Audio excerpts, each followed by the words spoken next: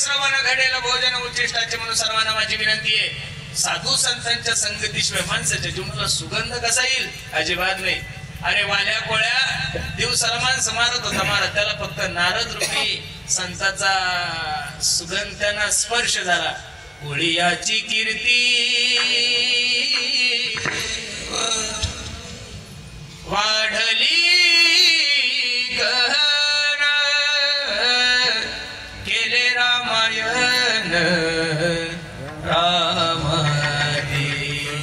अरे या देशाचा एक आद्य कवी, एक डाकू आहे महाराज. कोणी जीवनामध्ये इतिहास तेच घडवतात, एक तर एकदम साधू नाही तर डाकू. मधल्याचं काही घर नाही बरं. लटकते रे ना रे अजिबात नाही.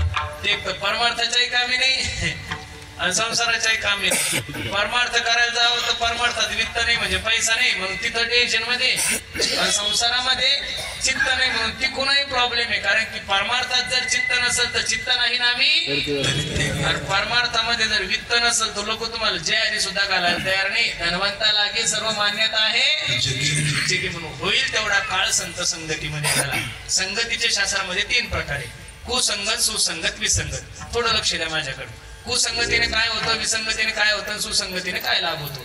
तिन्ही संगती सांगायच्या ना भंगात प्रवेश करायचा. कुसंगत, ढेकणाच्या संगे हिरा दुभंगला, कुसंगे नाडला साधू जैसा. अनमोल किमतीचा हिरा असतो पण ढेकणाच्या संगतीत गेल्यानंतर त्याचा नाश ठरलेला आहे. आता ह्या उदाहरणावर मला थोडा डाऊट आहे. आता ढेकणं भरपूर आहे पण हिरा तुम्ही माणसाला सिद्ध करून दाखवा. हो मी ढेकणं घेऊन येतो, तुम्ही हिरे घेऊन या. हो आपण ट्राय करून त्याला काय. हिरा ठेविता ऐरणी वाचे मारिता जो, तोची मोल पावे खरा करणीचा होय. अरे अनमोल किमतीचे माणसं असतात महाराज, त्यांना संगती चुकीची घडली की मनुष्य जीवनात उद्ध्वस्त होतो. मायबापांना माझी विनंती, अरे चांगल्या माणसाची संगत नाही घडली तरी चालेल पण जीवनामध्ये वाईट माणसाची संगत नका घडू देऊ. जन्माला येणारा कोणताच मुलगा दारूची बॉटल नाही घेऊन येतो. जन्माला येणारा कोणता मुलगा तंबाखूची पुडी घेऊन येत नाही. जन्माला येणारा कोणताच मुलगा गुटख्याची पुडी घेऊन येत नाही. का तो दारू पितो, का तो तंबाखू खातो, का तो गुटखा खातो, त्याला संगत वाईट आहे.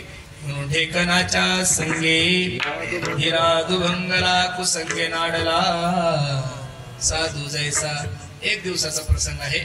राजहंसाच्या घरी कावळा पाहुणा म्हणून गेला. जय हरी जय हरी. काय तुमच्या तिकडं वातावरण एकदम मस्त आहे. काय लोकसभेची तयारी झाली की नाही? हो सगळं झालेलं आहे. राम मंदिराचं काय? हो राम मंदिराचा काय विचार करायचा? गावागावात अयोध्या तयार केली लोकांनी. बर बर बर बर सगळं दोघांचा चर्चा चालू असेल. राजहंस म्हणे काय घेणार कावळेराव? काय नाही म्हणे उपीट घेणार, कांदा पोळी शिरा काय नाही, थोडी कांदा पोळी. सुंदर असे कांदा पोळी वगैरे खाल्ली, कॉफी वगैरे झाली. आणि कावळा म्हणे हे बघ मला जायला उशीर झाला, मी निघतो. कावळा उठला. 12 वाजता त्या दोघांची चर्चा चालली होती.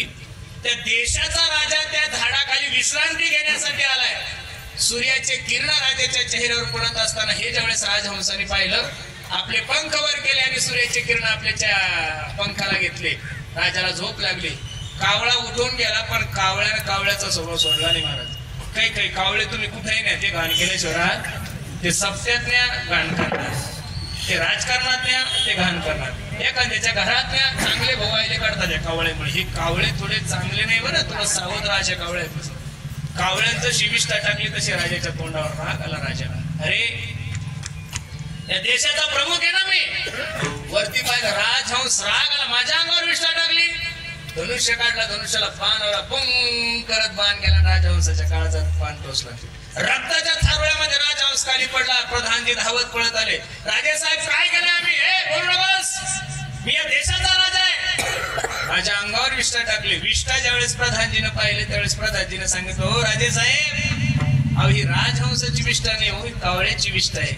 राजाला सुद्धा वाईट वाटलं. अरे आज नवीन वर्षाचं माझ्याकडून एका निष्पाप प्राण्याची हत्या झाली. राजा रडायला लागला. पण राजहंसाच्या काळजामध्ये टोचलेला बाण राजहंस विचार करत होतो, तो दोष राजाचा नाहीये. मला कळलं नाही कोणाच्या जवळ बसायचंय, मला कळलं नाही कोणाच्या संगतीत बसायचं. तसे या जगामध्ये अनेक माळकरी राजहंस आहे. तुमच्या आजूबाजूला बरेचसे खाणारे पिणारे कावळे बसलेले. राजहंसांनो सावध व्हा बरं. हे कावळे तुम्हाला कधी माळा काढायला लावतील काही सांगता येत नाही. खरं विनंती माझी एक सांगू का महाराज, आपल्या जीवनातलं खरं धन जर काय असेल तर आपण निर्व्यसनी राहणं. आपल्या जीवनातली खरी प्रॉपर्टी आहे. गळ्यामध्ये माळ आणि निर्व्यसनी.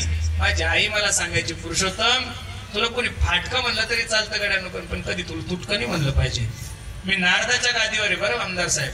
मी एवढा मोठा कीर्तनकार आहे, एवढं मानधन येतं, काही येतं, पण माझ्या आईने माझ्याकडून आतापर्यंत 500 रुपयाच्या वर कधीच पैसे घेतले नाही.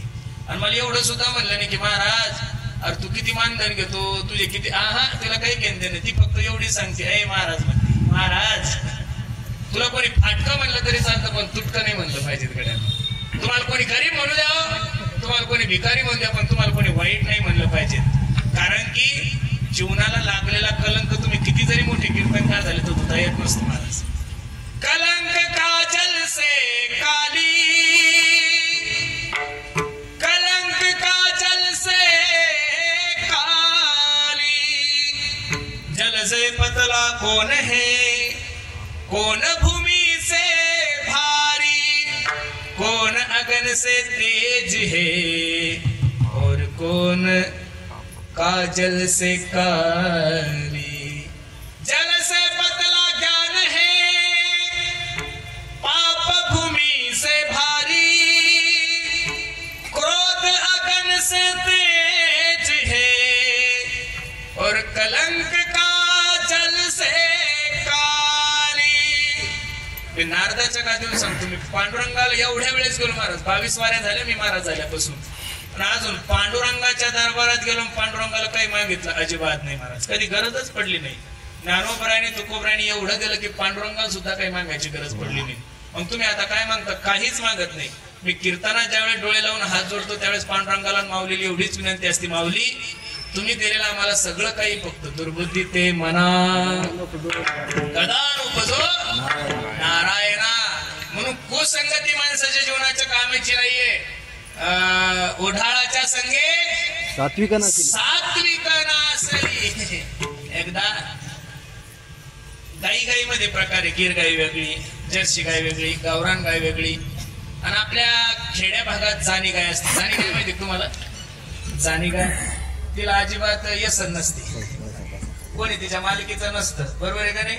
आणि जेवढं काही गावातले शेतं असते तिच्याच मालकीचे असते. जाणी गाय कधी वाढले दिसणार नाही तुम्हाला. चिमटा घेतला तर रक्त येईल महाराज, अशी तब्येत. मी काल एका माणसाच्या घरी जेवायला गेलो, चांगला श्रीमंत माणूस होता, 2-4 कोटीचा बंगला होता, त्याचं पोरगं होता आमदार साहेब, असं वागून गेलो होतं चिडचिड. आणि मी आपलं जेवायला बसलो, मी अर्धी भाकर खाल्ली, त्या पोराची माय मग म्हणू लागली, म्हणे महाराज आमच्या पोराला दुबईहून बदाम आणलेले त्याच्या बापानं. कुठून? दुबईहून. म्हणलं बरं मग? पाकिस्तानचे खजुरे म्हणे महाराज, काजू बदाम, आणि पाणी इथलं नाही, जम्मू काश्मीरला जे केदारनाथचं त्या डोंगरातून पाणी येतं ते पाणी आणतो आम्ही, ते बी फ्लाईटला. म्हणलं बर. पोराला सकाळी दूध येते बी गिर गाईचं, एवढं खातं म्हणे महाराज माझं पोरगं एकदम, पण त्याचं मांसच वाढे ना. तुम्ही अर्धीच भाकर खाल्ली तर एवढे टवटवीत कसे दिसतात. मी त्या मागवले, म्हणलं बाई तो पोरग घरचं खातं म्हणून सुधरत नाही, मी बाहेरचं खातो त्याच्यामुळे खराब होत नाही. तुझं पोरग काय करतोय?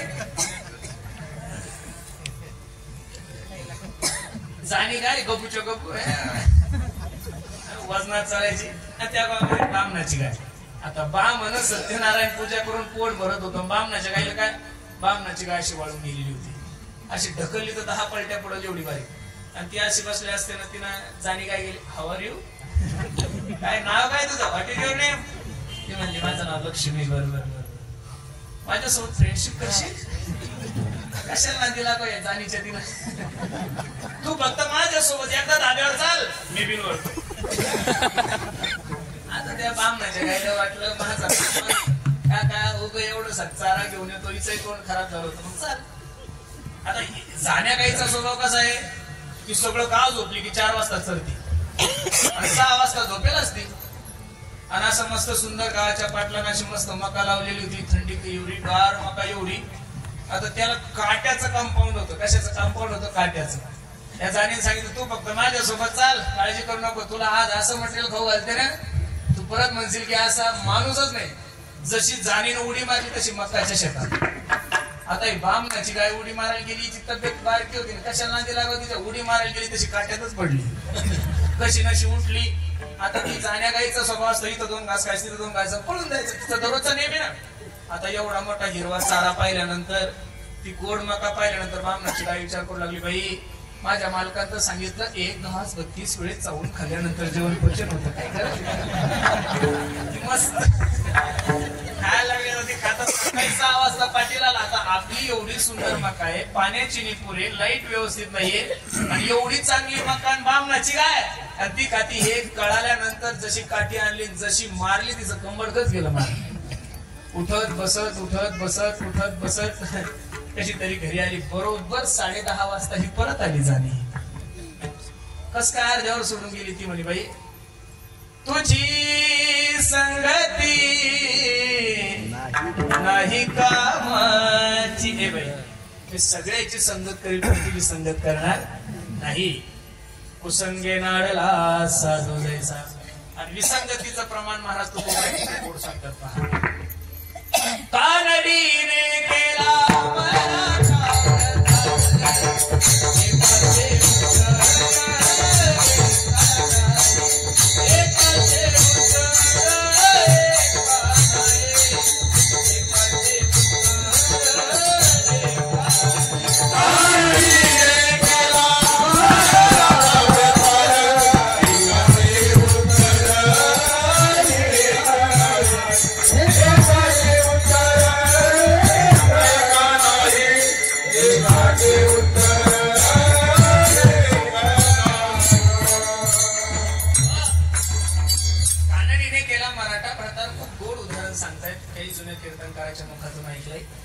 एक संभाजीनगरचा मुलगा दुष्काळ पडला म्हणून कर्नाटकला गेलाय. मोटरसायकल गॅरेजचं काम जमत होतं, तिथे एक छोटस शेटर घेतलं, दुकान चालू केलं. माळकरी मुलगा होता, एवढं चांगलं चिकाटीनं काम करायचं, दररोजचे 30-40 रुपये यायचे. तो ज्या मालकाकडे राहत होता त्या मालकाला 4 मुली होत्या. मुलगा माळकरी आहे, तंबाखूचं सुद्धा व्यसन नाही. जगातल्या कोणत्याच बापाला असं वाटत नाही की आपली पोरगी गरीबाला द्यावं म्हणून, मला चांगल्याच माणसाला द्यावं वाटते, कारण त्याचा पोटचा गोळा आहे ना तो. जगातला कोणताच बाप असं म्हणू शकत नाही माझ्या पोरीचं वाईट वाप. यानं आवाज द्याला, ए दादा चहा घ्यायला ये. तो मुलगा चहा घ्यायला गेल्यानंतर त्या बापानं हात जोडले. हे बघ सोन्यासारख्या 4 पोरीकडे, ग्रॅज्युएट झालेल्या गोऱ्या 5 पोरी, 1 MBBS झाली, तुला जी आवडल त्या मुलीसोबत लग्न कर. आमच्या तिकडे मुलं निर्व्यसनी नाहीये, व्यसन करतात, दारू पितात. तू 4 वर्ष झाले माझ्या रूम मध्ये, मी तुला कधी अजून चहा पिताना पाहिलं नाही, एका मुलीसोबत तू लग्न कर. तो म्हणला, ओ कसं शक्य आहे, मी मराठी माणूस आहे, संभाजीनगरचा, मराठवाड्यातला, तुमची पोरगी कर्नाटकी बोलते, मी मराठी बोलतो, दोघायचं जमणार नाही.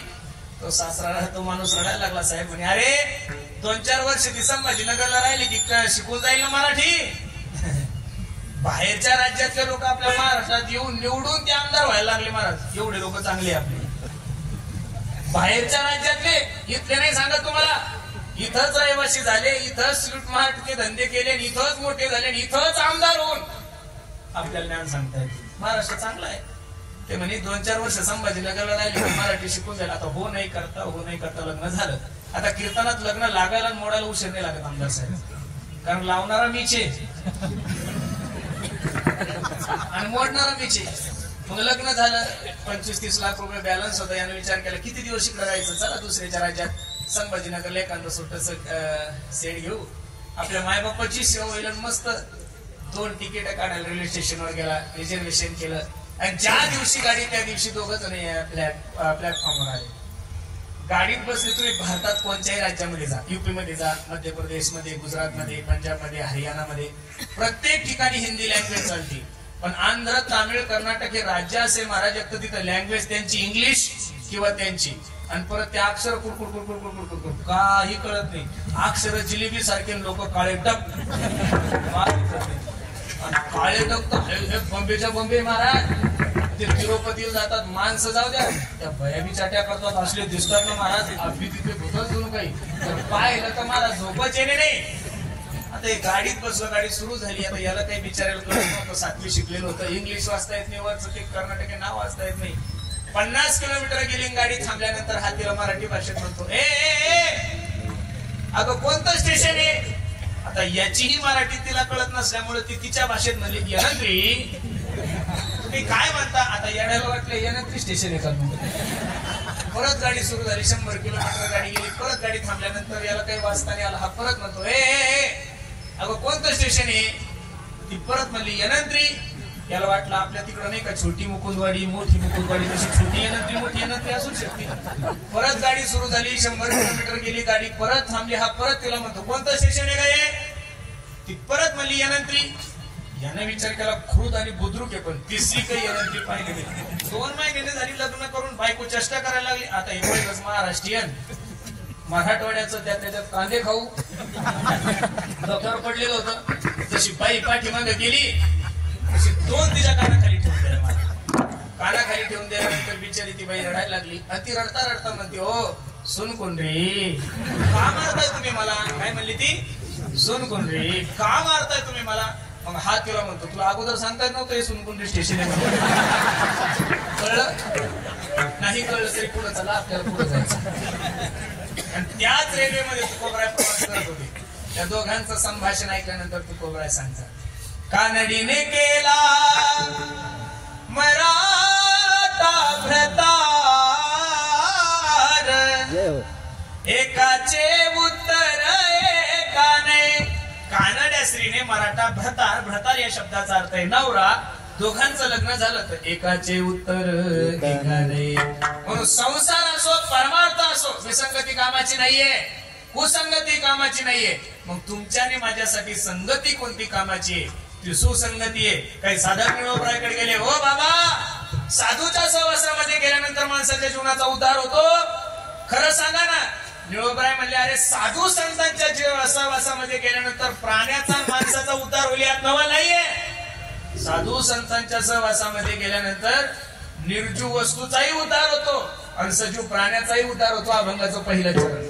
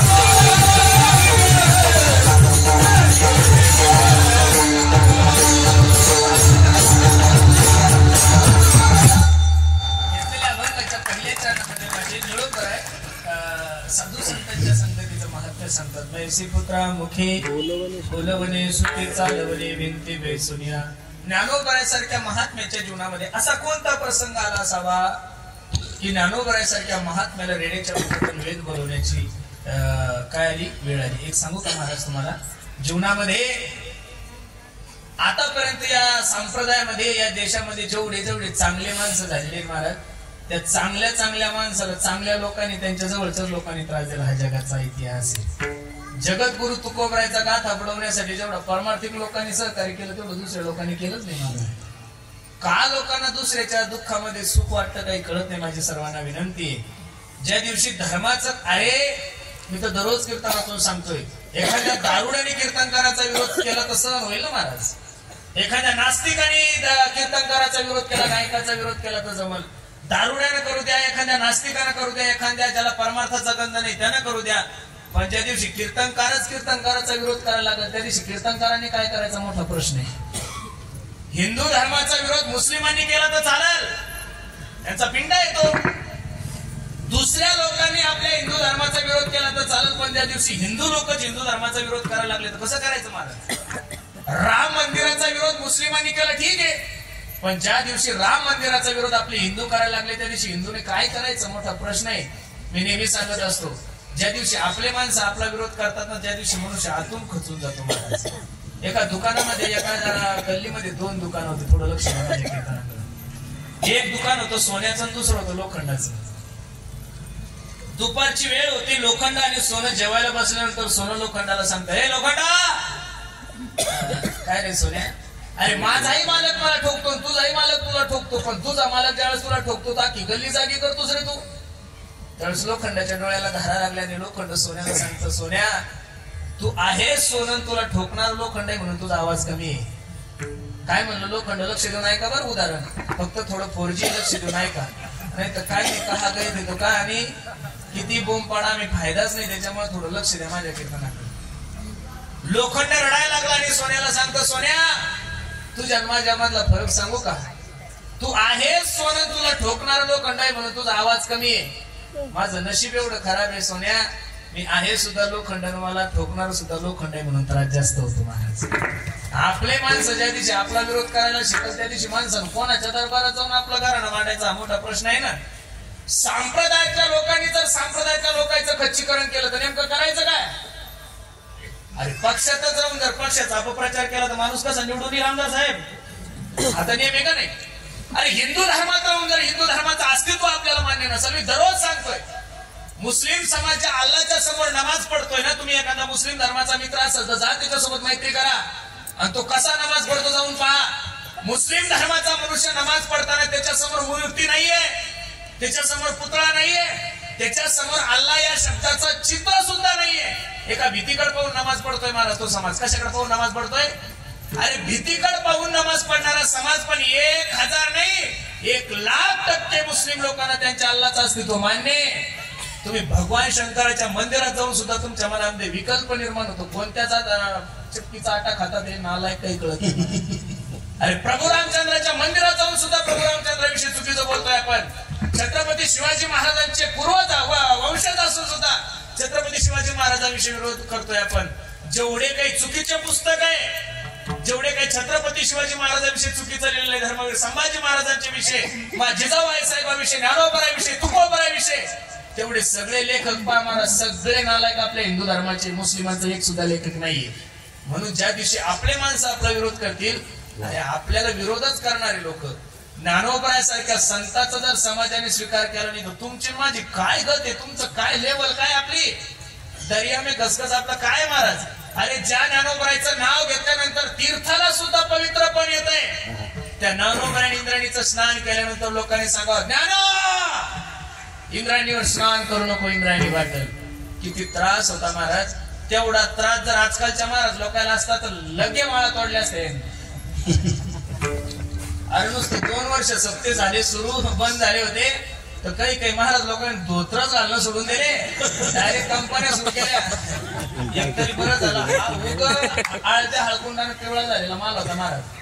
नाही तुम्ही महाराज पैसे कमवण्यासाठी नका उभं. माझी सर्वांना विनंती करेन, तुम्ही संप्रदायाची सेवा करण्यासाठी व्हा. ज्यावेळेस आम्ही आळंदीला होतो त्यावेळेस आपल्या पुढे टार्गेटच नव्हतं महाराज. काही गणिताचं होतं का की मला ह्या व्हायचंय, मला काय नाही. आमच्या पुढे काहीच नव्हतं. फक्त बापान आळंदीला टाकलंय ना, पक्वा शिकायचा, गायन शिकायचं, कीर्तन तर 2010च्या नंतर. त्याच्या अगोदर तर नुसतं पक्वाचंच गायक. आता तो पोरायचा असेल, पोरायचे बाप म्हणतात संस्थेत चालला ना तू 6 महिने दिंदुरी कर झाला पाहिजे, त्या बापान ठेवलं ना मशीने काय झालंय माहितीये का? कष्ट न करता लोकांना श्रीमंत व्हायचं एक, कष्ट न करता लोकांना श्रीमंत व्हायचं एक, आणि अभ्यास न करता लोकांना ज्ञानी व्हायचं. ह्या 2 गोष्टी शक्य नाही बरं महाराज. तुम्हाला अभ्यासच करावा लागेल. प्रारब्धानं तुम्ही नामांकित कीर्तनकार होऊ शकता, प्रारब्धानं तुम्हाला पैसा भेटल, पण माझे गुरुजी सांगतात म्हणे येड्या हो तुम्ही येड्यातले शहाणे. तुम्ही कोण आहे? तुम्ही येड्यातले शहाणे, शहाण्यातले नंबरची 1 नंबरची येडे आहे तुम्ही. ज्यावेळेस सोन्याची परीक्षा होते ना महाराज, त्यावेळेस किंमत अभ्यासावाल्यालाच असतो, टिपण्याला अजिबात नसतो बरं. फक्त आता काही गोष्टी प्रारब्धान चालू आहे. चला युग आहे महाराज, एका सत्य युग आहे का, एका त्रैता युग आहे म्हणून सत्य हरिचंद्र राजा चालायचा. हा असत्य सिरीज लेजन संताचे तरुणी प्रभुता गेहे शालको बुद्धिदायक कन्या विक्रयो लोभा दंपत्तीनांच कल्कन. भागवतकार कलियुगाचं वर्णन करत असताना सांगतात की तर सगळं असंच होणार आहे, त्याच्यामुळे चाललंय ते एकदम योग्य चाललंय. विठारा विठा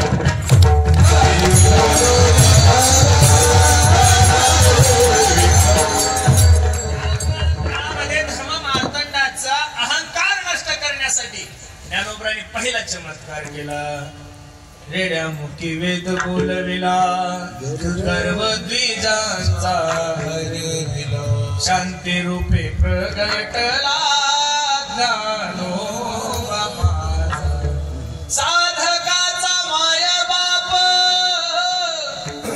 दरुशने हरे ताप, सर्वाभूत सुख रूप ज्ञानोबा माझा. चांग महाराजांचा गर्व नष्ट करण्यासाठी चालविली जड भिंती, हरली चांग याची भ्रांती, मोक्ष मार्गीचा सांगाती ज्ञानोबा माझा.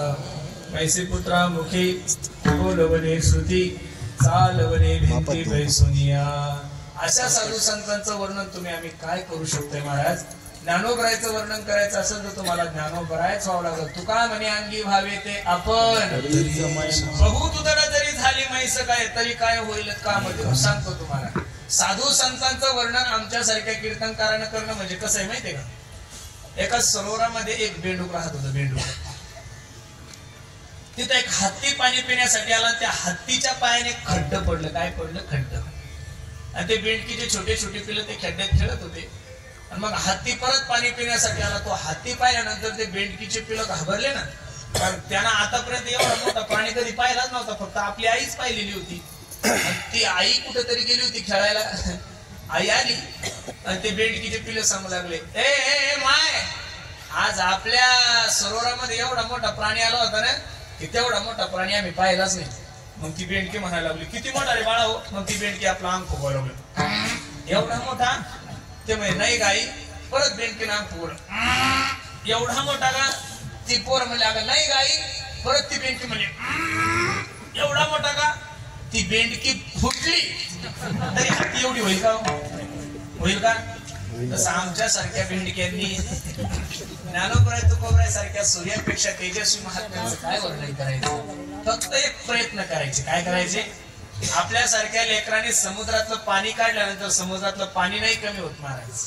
समुद्र अथांग आहे, तसं अनुरेणुया थोकडा तुका आकाशा. एवढं ज्यांचं कार्य आहे, नोहे हा सामान्य महिमा संताचा, नैवेद्य हातीचा मूर्ती जे विठोबा.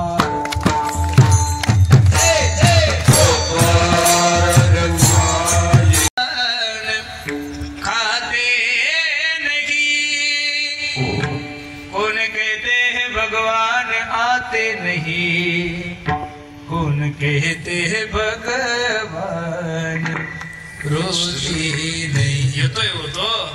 कौन कहते हैं भगवान आते नहीं, द्रौपदी की तरह तुम बुलाते नहीं. कौन कहते हैं भगवान खाते नहीं, शबरी माँ की तरह, विदुर काका की तरह तुम खिलाते नहीं। कोण कहते भगवान रोते नहीं, रडतोय माझा जगाचा मालक। देख सुदामा की दीन दशा, करुणा करके करुणानिधि रोए। पानी परात को हाथ छू नहीं, नैनन के जल से पग धोए। अरे ज्ञानोबरासाठी जगाचा मालक रडलाय ना महाराज। देव निवृत्ती आने धरले दोन्ही कर, जातो ज्ञानेश्वर बैसावया।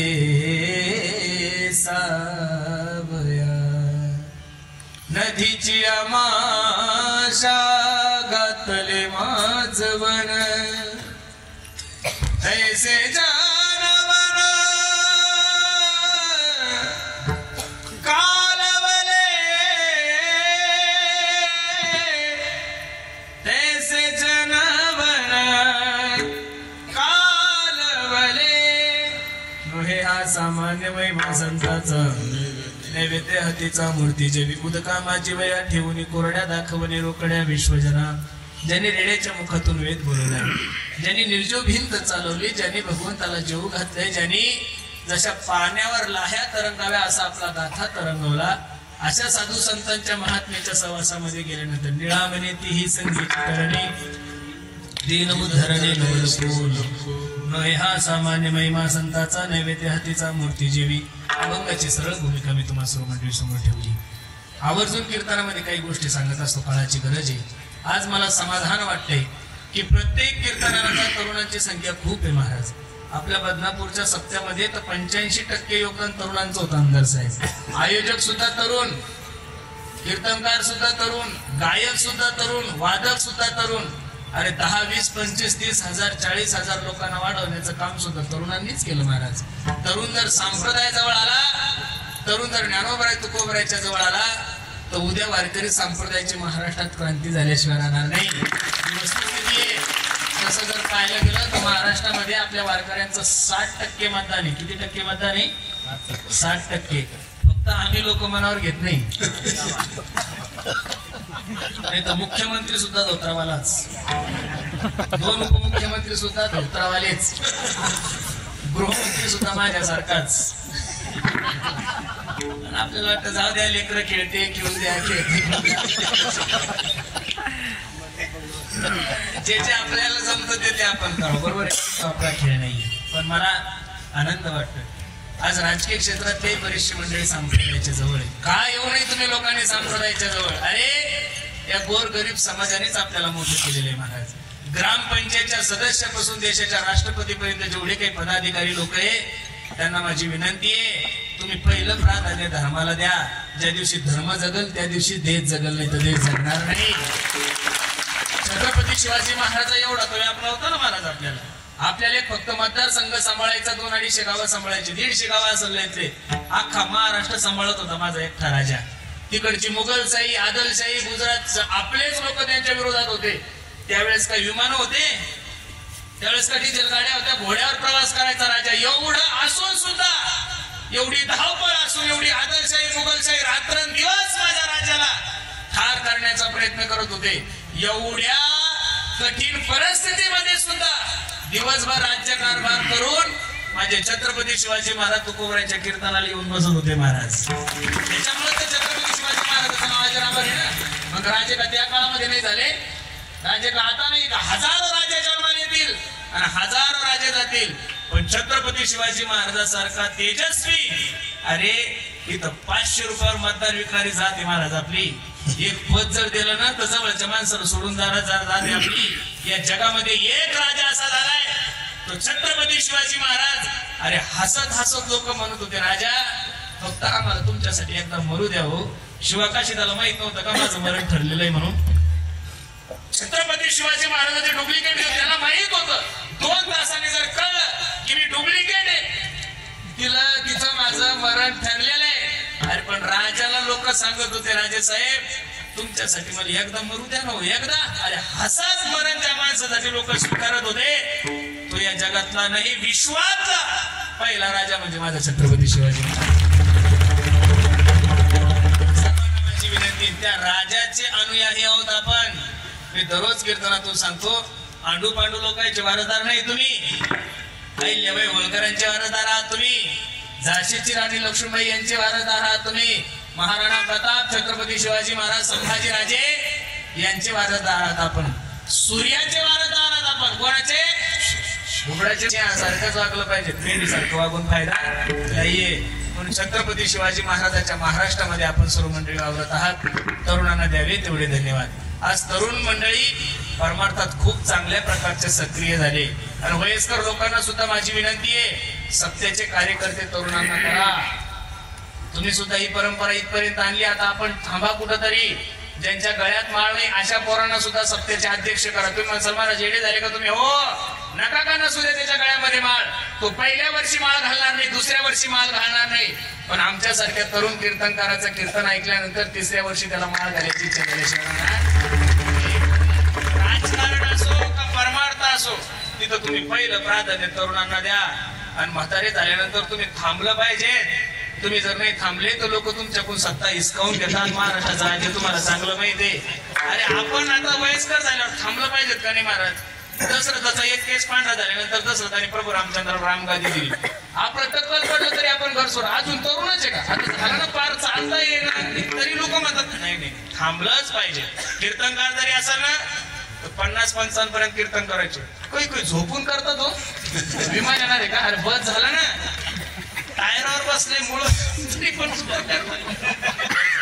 थांबलं पाहिजे महाराज कुठेतरी. तुम्ही जर थांबले तर दुसरे लोक तयार होतील महाराज. आणि जर तुम्ही नाही थांबले तर दुसरे लोक कसे तयार होतील? आता एकच माणूस किती वेळेस निवडून द्यायचा? राखी वाचल्यावर ठीक आहे, 15 वर्ष काही पर्यायच नसतो ना, बरोबर आहे का नाही?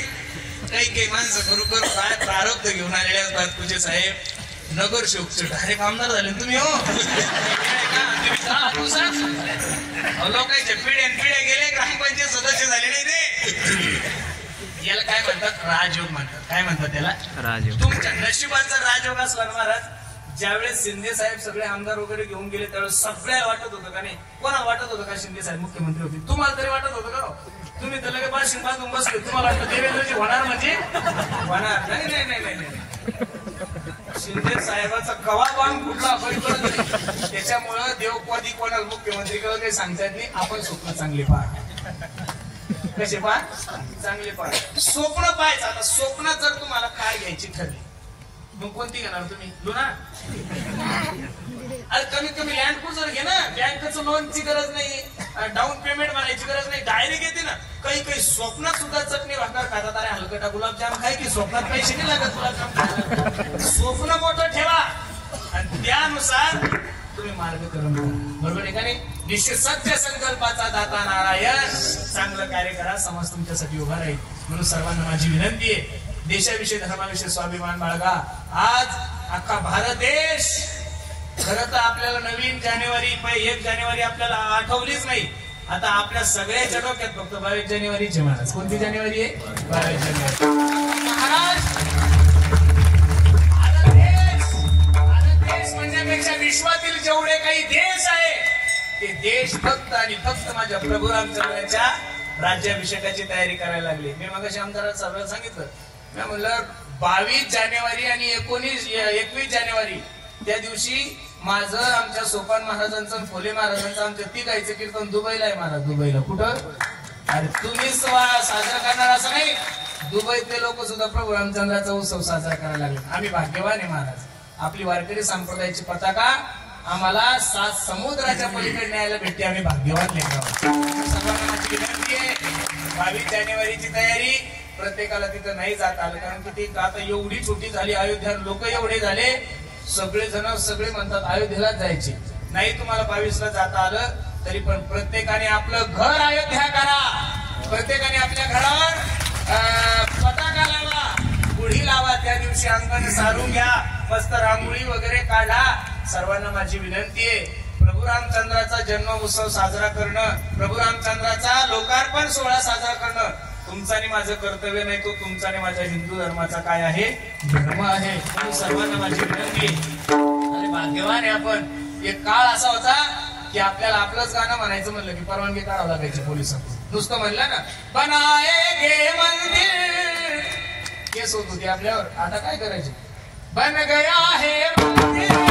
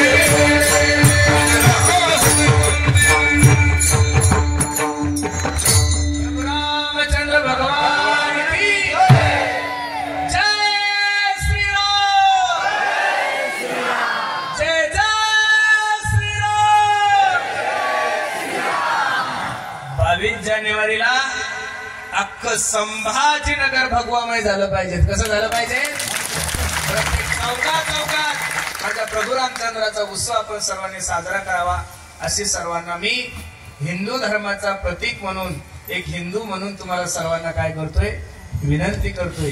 ते मंदिर तुमचं आणि माझं आहे. देशातले जेवढे काही हिंदू आहेत त्या हिंदूंचं ते मंदिर आहे. म्हणून निश्चित तो राम मंदिराचा उत्सव सुद्धा आपण थाटामाटात करावा अशी सर्वांना विनंती आहे.